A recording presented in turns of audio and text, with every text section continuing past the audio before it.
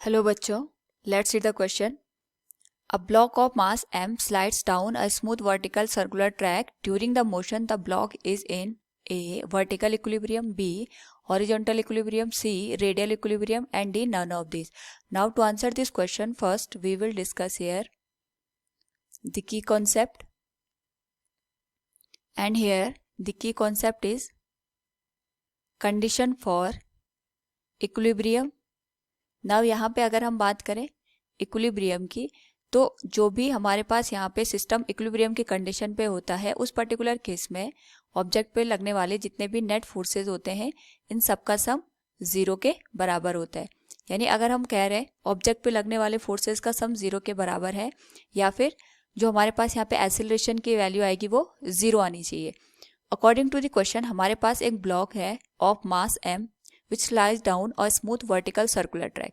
तो सपोज ये हमारे पास यहाँ पे ब्लॉक है, ये यहाँ पे सर्कुलर ट्रैक पे इस तरीके से स्लाइड डाउन होता है, और यहाँ पे हमें ये बताना है कि जब ये इस तरीके से मोशन कर रहा है, उस पर्टिकुलर केस में हमारे पास यहाँ पे कौन सा इक्विलिब्रियम होगा, वर्टिकल इक्विलिब्रियम होगा, हॉरिजॉन्टल इक्विलिब्रियम होगा, या रेडियल इक्विलिब्रियम की कंडीशन हमें देखने को मिलेगी. Now according to the question, यहाँ पे जो रेडियल इक्विलिब्रियम है, अगर हम रेडियल इक्विलिब्रियम की बात करें तो रेडियल इक्विलिब्रियम का मतलब ये होता है कि रेडियली जितने भी फोर्सेस लग रहे हैं उन सबका सम यहाँ पे जीरो होना चाहिए.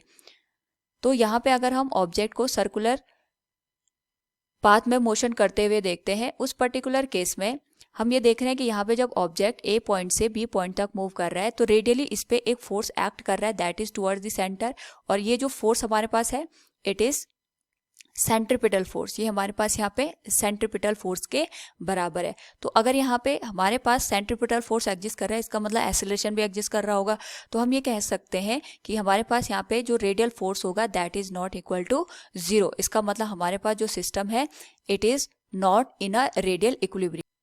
नाउ यहाँ पे अगर हम किसी पर्टिकुलर पोजिशन पे ऑब्जेक्ट के मोशन की स्टडी कर रहे हैं, तो यहाँ पे हमारे पास जो रेडियल एक्सीलरेशन है वो एक्ट करेगा.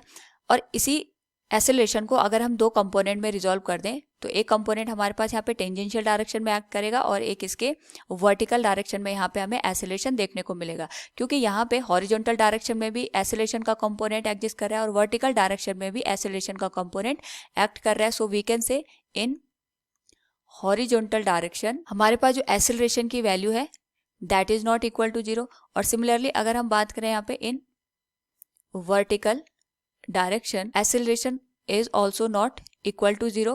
तो यहाँ पे वर्टिकली भी और हॉरिजॉन्टली भी हमारे पास जो एक्सेलरेशन की वैल्यू है that is not equal to zero. So we can say here the object will also not be in horizontal equilibrium and vertical equilibrium. तो यहाँ पे जो ऑब्जेक्ट वर्टिकल सर्कुलर मोशन करेगा, तो कोई भी इक्विलिब्रियम की कंडीशन गिवन ऑप्शंस में से हमें देखने को नहीं मिलेगी. So from the given question we can say the correct option will be D, none of this. Hope all you understood it. Thank you and best of luck.